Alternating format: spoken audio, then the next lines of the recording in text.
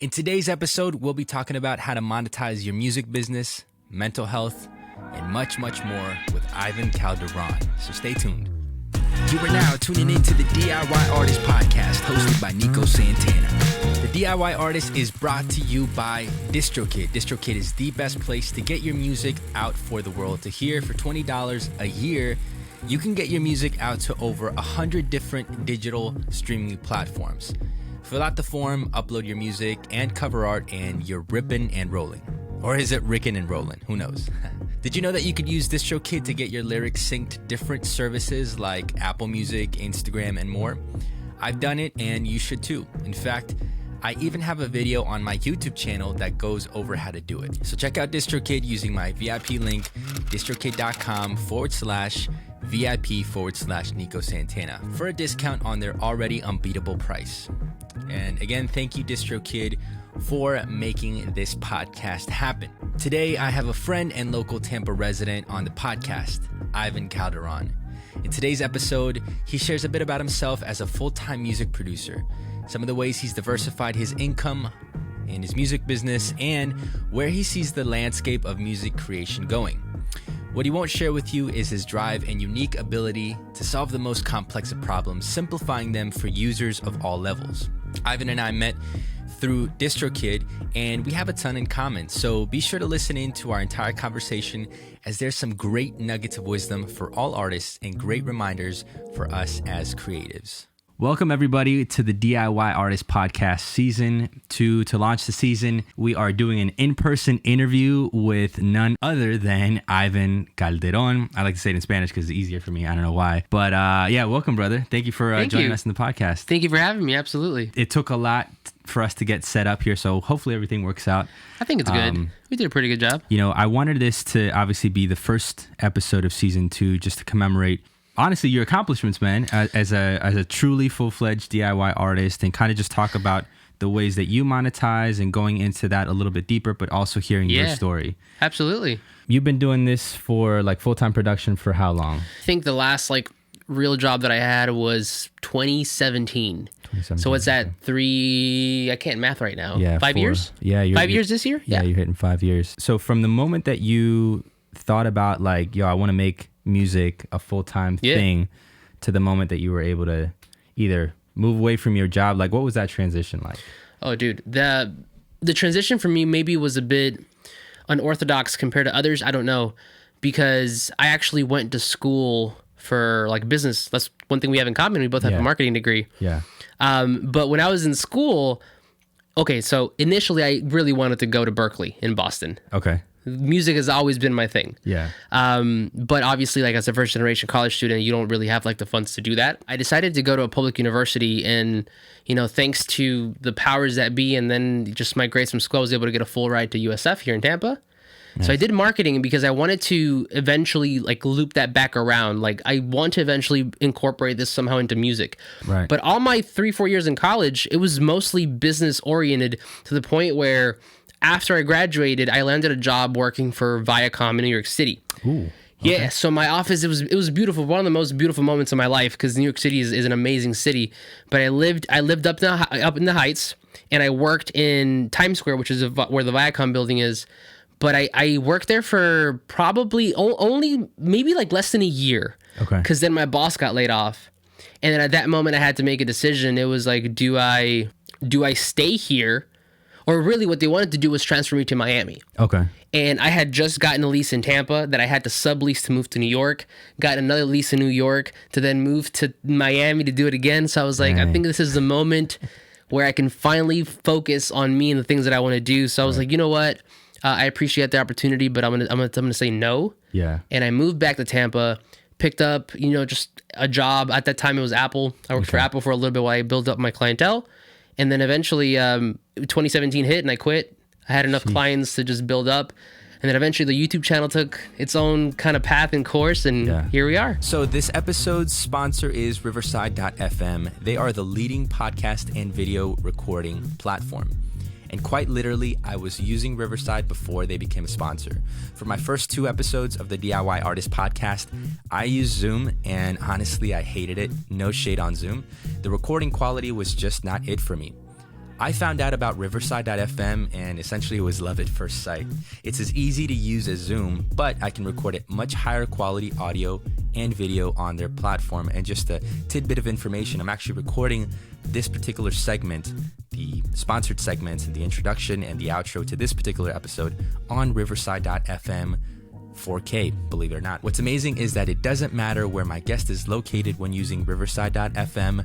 I can bring them in and it sounds like they're sitting in the room with me. I've done it with friends in London and Australia. It's pretty great. After recording, you can download separate audio and video tracks or use the Riverside platform to easily edit your content, all with a few clicks. It's actually pretty incredible.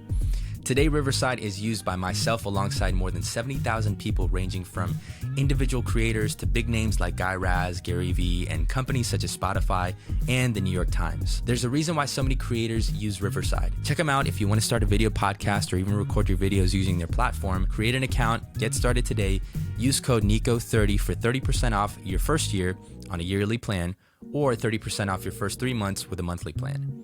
Again, that's riverside.fm. Now, back to the podcast. That's crazy, man. And one thing off camera that we've talked extensively about is just the parallels in our journey, which is oddly very weird. But, same thing for me. I actually went to University of Florida under the same premise that I didn't want to go to a private university. I actually wanted to go to University of Miami for audio engineering. They had a program there at the time. They do.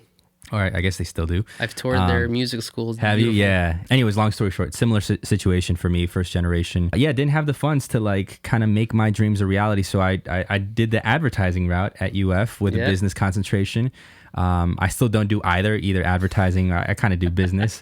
And then music was my sole focus in terms of trying to supplement my knowledge of music and whatnot and marketing, and then couple those things together. So that's interesting, man. I would say that back then, at least, not now so much, if you weren't going to Full Sail or getting your audio engineering degree, it just felt like you weren't going down the right path of full-time music. Which is funny because, not to dunk on Full Sail, but I've heard from various graduates that it maybe wasn't the best path. I've heard the same thing, man. Yeah, so one of them mixes for Young Thug, so you can probably put those two and two together if you're into the culture. Yeah, and it's tough, man. And nowadays, so the cool part with you and the thing that I admire about you the most is that you also took not just creating your own clients and recording people and obviously mixing and mastering, but then you took the YouTube kind of revenue or using that as a source of income, and then you've been able to diversify. So how did that YouTube journey start for you, and when did it become legitimately a source of revenue for you? Totally by accident, honestly. Really? Okay. So I think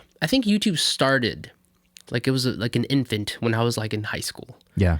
2005, 6, 7, around those years. That time. Yep.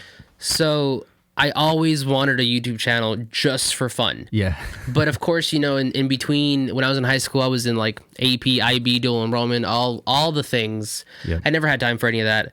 And then in college, even less, especially being involved in a bunch of different business organizations. After college, working real jobs, definitely not.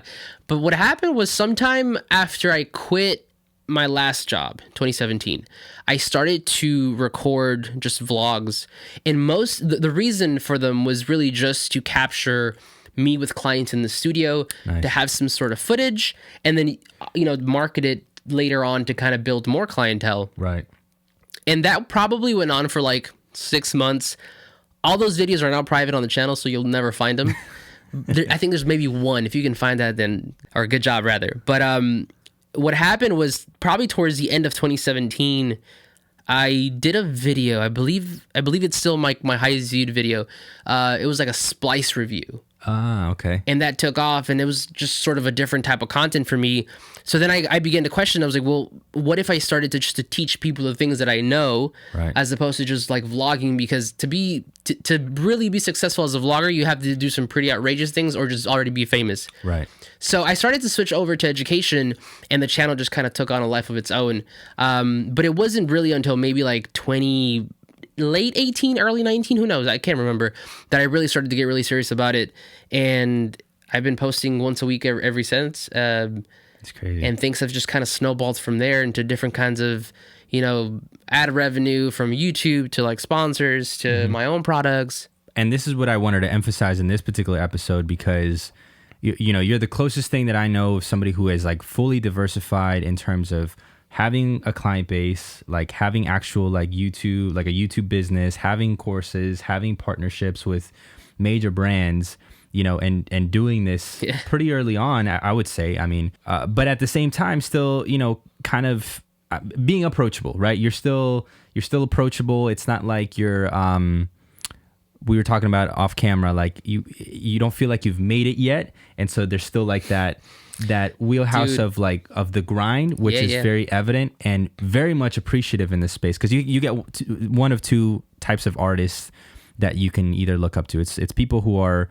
pretending like they're making it and they're not really doing like well financially, or those who are like completely like 0.001%, right? Yeah. And you don't fall into either one of those categories. You're like an actual like business owner. It's funny because it feels, I don't know, man. Like I've been doing this for 5 years now, but maybe it's like I was telling you before, maybe it's our Western programming where we always feel like we have to be hustling or whatever it might be. True. But even now, I still don't feel like I'm where I'm supposed to be. Sure. Is that necessarily the reality of things? I don't know.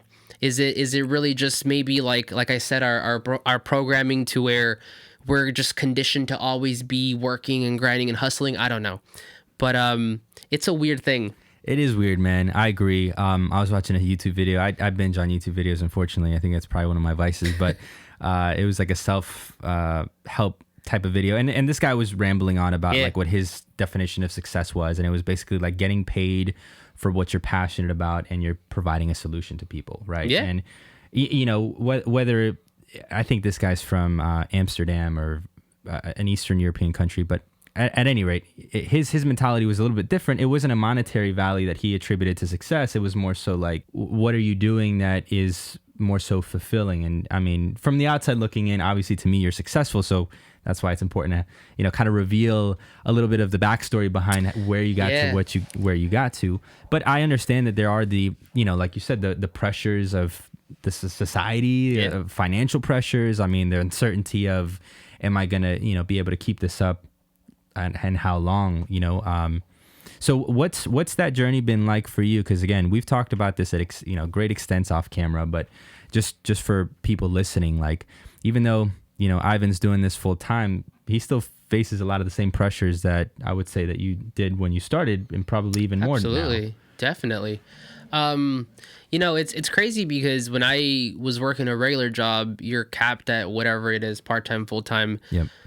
But one of the struggles that I've had to maybe acknowledge more at the forefront in these past couple of years is that it's so easy to just work yourself to death as a business owner. A lot of times I find myself just working past 40 hours, and it's so easy, especially whenever you have like your studio or your office inside your house. Right. My goal is to one day have something separate, maybe like if I buy a house and I have enough land, I'll build a studio in the backyard where it's still, I don't have to deal with traffic. Right. But, it's still separate. But this is one of those things that I've had to kind of acknowledge and go out of my way to create those sort of boundaries, not only to be effective in my job, but also retain my sanity and take care of mental health. Right. Because you can easily just have that switch on at all time. And then, past a certain point, you're not really doing valuable work. Right. You've run out of your, attention span or whatever the case might be. Yeah, that's true. I've had to be really, really careful about all those things. Yeah, it's true, man. I even with my day job, like, I've shared with you guys on the channel before that I still work a full-time job. This YouTube thing is definitely a dream for me more than anything. But even now that I'm salaried and I work from home as well, the temptation is the same. When I first started my new role, I was pretty much on from 7 a.m. until like 7 p.m. Just trying to, I don't know, I guess the anxiety of like trying to perform. And I would say that like you and I have similar personalities because we're kind of like perfectionists, right? Yeah, so, it's our blessing and our curse. So I think with that, yeah, it's definitely... It's a trial, but like you said, finding that balance and then disconnecting from work when necessary. I've read a lot of articles on like Harvard Business Review and just the interesting thing of creative people, specifically if you're trying to be creative, even if you're not, but like creativity needs those pockets of absolutely nothing to do. Oh, absolutely, dude. So before this pandemic hit, I was really into reading. I was reading a book a month. 2 years have gone by. I can't believe I'm saying 2 years have gone by of this. But anyway, I'm starting to get back into reading this year. And one of the books that I'm reading now is called Deep Work. One of the things he mentions is exactly that. You have to have those boundaries, because he talks about your conscious and your subconscious. So your conscious is used to deal with upfront problems that require your direct attention, like math. Right. You know, or like strategizing for something. But when it comes to those like big problems that have multiple like variables, your subconscious takes care of that. So the whole like sleep on it thing is an actual thing. Right. And what's happened with me before is like, you get off of work or you go to lunch and you're still checking stats, or you're still checking how many sales I've had today, or you're still trying to strategize. But the thing is, and the other thing he mentions is you have a limited amount of attention per day. I think he even said it was like 3 or 4 hours for a pro. Wow. That's how much you have in a day to squeeze out. But Makes sense, yeah. Towards the end of the day, you know, any work that you do past, I don't know, that allotted amount of time, it's not necessarily the most valuable or the most effective. So all you're doing is draining your brain, causing more anxiety, and you're not letting your subconscious take over to really handle those deeper problems, or, you know, that you have to really take care of. So I've been really, really cognizant about that, to the point where, like, I have apps now. I use technology to, you know, have like a reminder app, time to go to lunch. And then when it's time to go to lunch, then I don't look at anything work related. I've deleted like work email off my phone. Smart. I have an email time slot on my day where I get back to people, right, where I reply to comments. I've definitely deleted the YouTube Analytics app, because that thing is a time suck. It is, dude. Yeah. You know, that 1 out of 10 is the worst thing for a creator's mental health. But it's a lot of things that I feel like we have to do ourselves now to kind of be effective. And going back to your point, we definitely need to embrace the novelty, the boredom, to kind of really separate yourself, kind of break away from that chain, if you will, and then eventually just continue to be more efficient in what you're doing. I've thought about this a lot, and just kind of even just in corporate America, of how much of like the Industrial Revolution's footprint is still instilled in like corporate America, where most of the work is like mental, and as opposed still to live by those physical. archaic rules, And so like, you'd go to the factory, work for 8 hours, which makes sense. Your body can probably tolerate 8 hours worth of like just manual work, depending on, you know, your strength and whatnot. But you're not having to necessarily think of that repetitive motion. Whereas, you know, if you're working from the computer 8 hours a day, 9 times out of 10, if it's trying to be strategic, planning, looking forward to, you know, whatever future endeavors you have, or even as you mentioned, like looking at analytics and obsessing over numbers that you really can't control at the end of the day, like it is very draining. And then it sucks the creativity out of you. And then more importantly, I think it kind of sucks that visionary like mindset that makes all true entrepreneurs successful. 100%. That's I couldn't crazy, agree man. more. Yeah, even though this podcast was at least the theme, I wanted to make it around monetization. It's interesting because a lot of that has to do with taking care of and setting up boundaries for yourself. It's all right? connected, dude. I can't be my most effective, efficient self if I don't, you know, set boundaries, if I don't focus and work with a purpose. Because what a lot of times what happens is, you know, we have, I don't even know what to call it, but it's just shallow. He calls it shallow work, the author of the book. Yeah. Where it's like you're checking emails. You know, we live in a social media world, so I have to post. Right. No, you don't. Yeah, you don't. Yeah. What else is shallow work? You know, just a lot of different distractions. We live in a distracted world, and we have these little computers in our pockets where it's so easy to pull it out and get distracted, or worse yet, just get information overload, which depletes your attention because you have a limited amount. Right. So it's just a lot of things that contribute, again, just to be able to be effective and continue to make money and provide value and solve problems. Shifting gears here, I wanted to ask you a little bit about what the landscape of music production is in terms of profitability. There's clearly a ton of competition with producers and now even content creators. Do you think in 2022, the young 18, 19-year-old can start music production and say, this is a profitable endeavor, or is it more of an expensive hobby? So this is probably one of my favorite topics, but it's an extensive one. Yeah. Because I don't think the landscape is the same as it was maybe like 10, 15 years ago. Agreed. During the SoundClick days, where, you know, you could upload a beat or even just to YouTube and pop off. I feel like the landscape now requires you to be that DIY artist to where you're not just behind the scenes or, you know, you're out there. Maybe you have a YouTube channel. I don't know. Maybe you have a bit of a TikTok or an Instagram where you're kind of giving back in some sort of way. But I don't know. I mean, there's different ways to do things, right? There's no right answer to anything. But I do feel like now, if someone were to say, I'm 18 years old, I'm 19 years old, I want to start being a producer, what does that look like? Right. Leverage the internet. If you put yourself out there, and you don't necessarily have to do tutorials. I mean, that's not necessarily for everybody. Right. But you could just showcase your art, make little beat videos, put them on TikTok and Instagram. Maybe teach people how you did something. It doesn't have to be a fledged YouTube video. But the more you put yourself out there, the more people know about you. And even like with labels, right? Like labels nowadays, they're not necessarily like looking to develop an artist. Yeah, they want someone who's already there that has a following so that they can invest money and keep going. And that's why TikTok is just fantastic for finding new artists. Yeah. So, yeah, I mean, to be a producer in 2022, you also have to be a little bit of an artist, I would say. Yeah, it makes sense, man. I think the more successful producers in our landscape, I guess, independent producers have built that brand behind their name. Yeah. Like El Dre and, you know, a couple other people that, you know, you've seen pop off on YouTube and that are successful at it without necessarily focusing on solely production, right? Yeah. And education being one of them, like you've done. Obviously, you have clients, but monetization on your YouTube channel, all that stuff, and there's different avenues nowadays. I think one of the saving graces for me that I'm thankful for was not having the monetary resources in the beginning to pay for studio time, to pay for. I mean, it's funny because just kind of a side tangent. Like the way that I had my first studio equipment was because I wrecked my first car. It was a 1994.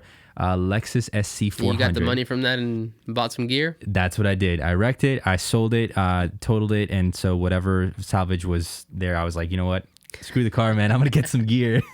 That's and funny. that was, I spent like $1,000 on like a computer, a microphone, and it just went out from there. Yeah. I mean, to maybe put it in a more business kind of perspective, you just want to, I would say, diversify your revenue streams. Right. Because, you know, once you get out there and your name is known and you're producing for whoever, which can definitely happen, it's not necessarily like a thing. I would say it's more likely now to profit or to make money off of music because of all the tools that we have. Wow. Because of the internet and the social medias, because of how accessible not only equipment is, but how easy or open the avenues of distribution are. Right. Right. But I would say from a business standpoint, it would be extremely smart to diversify because, you know, there's months where maybe you don't get that client or the client didn't come back as you thought they would. Right. So that you want to have different ways to kind of still be able to support yourself. And the other thing too that I've thought about as well is when you're in a vulnerable position where you're not having maybe those multiple streams of income or different, like you're not diversifying, then you start settling for things out of desperation. And that's when you can be like really vulnerable for, you know, just different things. Like I was in a situation, just to kind of expound upon that a little bit more, in like around 2015 where a family member of mine had lost his job. And so I was trying to essentially make more money where I didn't have it. Yeah. And I signed with a record label that ended up being a scam, right? This guy was like this guy was like a legit like credit card scammer. And I didn't see the red flags because I was so focused on the promises that he made, which was essentially like, you know, get rich quick, right? And unfortunately, especially like in the Latino community, there's a lot of that. There's a lot of like the pyramid schemes, the MLMs, the get rich quick schemes that unfortunately infect our communities, that harm our communities, right? And so I was prey to that. So all that being said, I think like you mentioned, between diversifying your income and making sure that you have revenue coming in from different places, like you're not setting yourself up for failure and putting all your eggs in one basket.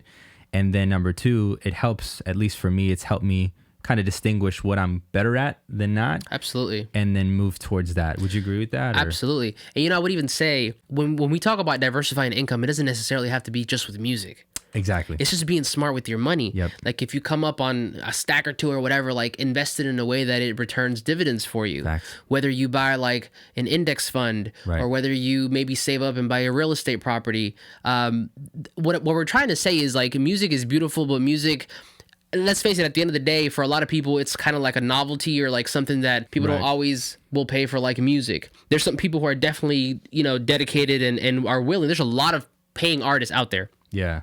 You just have to look for them. But what we're saying is you just have to make sure you have that sort of like stability. And it doesn't always have to be with music. It can be with whatever. Just be smart with your money. One of the best pieces of advice I ever got, and I think it attributes a lot to where I am now, was a piece of advice that I got from the music videographer for like Prince Royce, Shakira, and a bunch of other artists. I was working in New York City, and not to make the story long, but I had to deliver a hard drive to like one of the clients for Viacom. I didn't know that was him. I didn't know I was delivering a hard drive to like the guy who, and he's a Latino. I think he was half Mexican, half Honduran, or half Salvadorian, somewhere in Central America. Okay. It was the other half of the mix.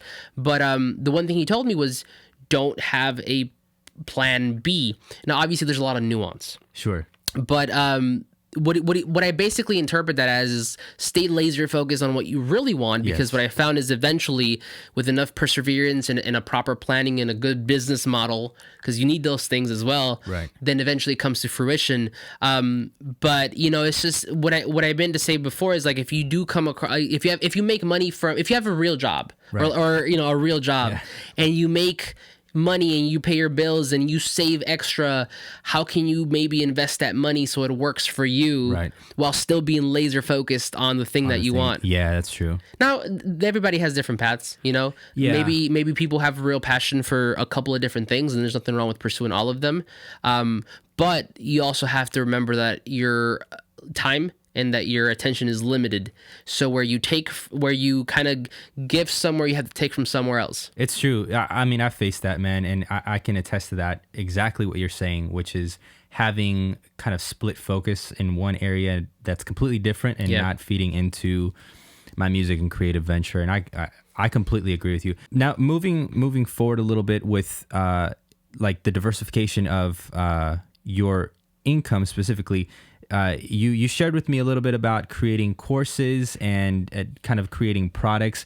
Where do you see the landscape as far as like production and artistry, like in being able to create products outside of just a single or outside of a beat? Is it like NFTs? Is it like books, ebooks? Like where do you see that going? Dude, I mean, I think education is just a big basket that maybe you can put some investments into. Not only because there will always be new people trying to learn music. True. But, and unfortunately, we've come to a point where there's a lot of people who can come off really scammy, like here in my garage and buy my course and I promise you'll make whatever. That's a whole different story. But when it comes to if you really want to get into like the providing educational resources, there will always be a market for it because people are always trying to learn. Yeah, it's true. There's always going to be someone who just learned about FL Studio or whatever, and they bought their first MIDI keyboard and they want to know how to use it. Right. So there's always going to be a market for that kind of thing. I will say though that digital products definitely take a lot of time to set up, but once you set them up, they just kind of, passively create revenue for you. You have to maintain them obviously, but is the like the customer service back end, is that difficult for you, or is it like, is there a lot for me, I mean, up to this point, it hasn't been anything crazy. Okay. Because I sincerely believe that if you create a quality product, a product that people want, that is good, not just something that you made because you want to make a quick buck, like something that really serves the people, which is what you should be doing anyway. Right. Then you're not going to get a lot of bad customer service. You'll have the one or once or two, like I need a refund or whatever. And in those cases, you just give them a refund, whatever the case might be. But I don't, because I've poured my heart into the things that I do put out as products, I don't necessarily have a lot of like bad, feedback or anything of that sort. And maybe that goes back to being a perfectionist. I don't know. But I spend a lot of time just thinking about like, how can I serve people to make sure they get the most out of this? And a lot of times it's just solving problems that I have on my own, Yeah, I think that's the best way of looking at it. Serving other people and, solving problems that you can't find an easy solution to. I mean, that already indicates a gap in the marketplace, which you're filling. So good stuff, man. Any other takeaways, any other insight that you wanted to share with people in terms of monetization? We've talked about monetization. We've talked about like mental health and kind of just creating that space for creativity. Anything else that you wanted to share? Oh man, definitely take care of your mental health, set those boundaries. I love to work off of artificial deadlines. try your hardest to take care of yourself, especially in the world that we live in today. It is really easy to fall off that cliff. And I mean, remember, like, if your mind isn't right, then everything else doesn't really fall into place. So, and then just keep going. I really did mean it. If you really want something, just keep working at it. And you do have to have, obviously, a good business plan and have everything, all those ducks in a line. But at the end of the day, it's just a matter of time. Someone said it, it's already done. Time just hasn't caught up yet. That's huge, man. Two things that I thought about while you were talking, which was one, besides taking care of your mental health, is giving yourself enough of a timeline. Like I was reading this MSNBC, or I think it was CNBC, whatever it was. It was an article that was talking about like the 5 different stages of life, and it broke it down into like 18 years. So 0 to 18, like you're a dreamer. 18 to 36, like I think it said like you're a researcher or you're an explorer, and then from like 36 onward till 54, you were like a builder. So a lot of us constrain ourselves to like this 20, maybe 18 to like 25, 30 year period to like get everything done and like start building and accumulating wealth and like being super successful.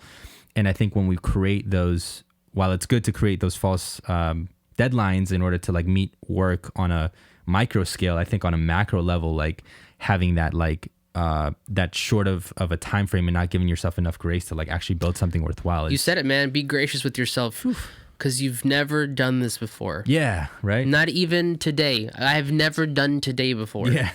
So be gracious with yourself. And I mean, you know, take what you will out of this, take what fits and leave the rest. But I'll tell you this much. I just recently learned that a local artist from here that I really enjoy, he's 38 and he's barely beginning to pop off. So, you know, it's just a matter of like, do you have a passion for it? If you have a passion for it, what is your plan? Yeah. But when you have a plan, just realize it might not always go according to that plan, so you have to be able to pivot. But like I said before, I really do believe it. If that's something that you want, I'm living proof. You just have to keep working. Be smart with your money. Right. Don't just buy that chain. You know, if you have a couple extra $1,000, do some proper investing. Yeah. So things grow and work for you. I got to give it up to you, man, because you're definitely an inspiration in terms of where you are with your work, your lifestyle, your mindset, things that you've imparted onto me with our conversations, both like in person and just online and you know, via text or what have you. And even this podcast, I mean, I attribute a lot of it to you because I was just experimenting with the idea of having that podcast that you and I were talking about, and just setting something up so that I could be a little bit more experienced once we got that rolling. So we'll see where it goes. Obviously, I want to make sure that if we do launch a separate podcast, which would be more on like financial literacy and entrepreneurship and that sort of thing, that it's done right. But a lot of the topics that we wanted to cover, I think were covered today, and I think we could definitely expound upon these in a like multiple season, multiple episode type of podcast, which is great, man. We come from immigrant Latino households. We both have had similar backgrounds, like I mentioned before. You know, you're actually a first generation college student. Both my parents are college educated, but not here, and so there's definitely like that education gap for us as well. And both my parents worked in the services industry when they came here, so we literally had to start from the bottom up. So we relate to a lot of things, and we definitely have, as you mentioned, you have a heart for making sure that you're giving the people what they deserve and what they want, and serving other people. And I think especially in our communities, we need to see more of that. You know, we need to see if you whatever you want to do. I've learned that if you put the people first, the people you're serving, and you really put their interests first, everything else just follows. Facts. If you switch it around and try to make it more about the money, things fall apart. Man, you said it, bro. Yeah. Well, hope you guys like this episode, the first in-person DIY artist podcast episode. Hopefully more of these. It's a little bit, a little bit of a learning curve trying to get all this set up, and hopefully everything came out all right. But the important part is the content, and I think we had some great discussion here today. So if you enjoyed the podcast, please go ahead and subscribe to the channel. We have a new DIY artist podcast channel, and of course, give it a like. And I will link all of his information in the description below, because you guys definitely need to check out his content, not just for inspiration, but education as well. See his working style. This guy's a pro with video editing, the planning. He tells me about it. It's crazy. I mean, just even seeing it before and after, it's just insane. So anyways, much love, guys. Thanks again for tuning in. Y hasta la próxima. Peace.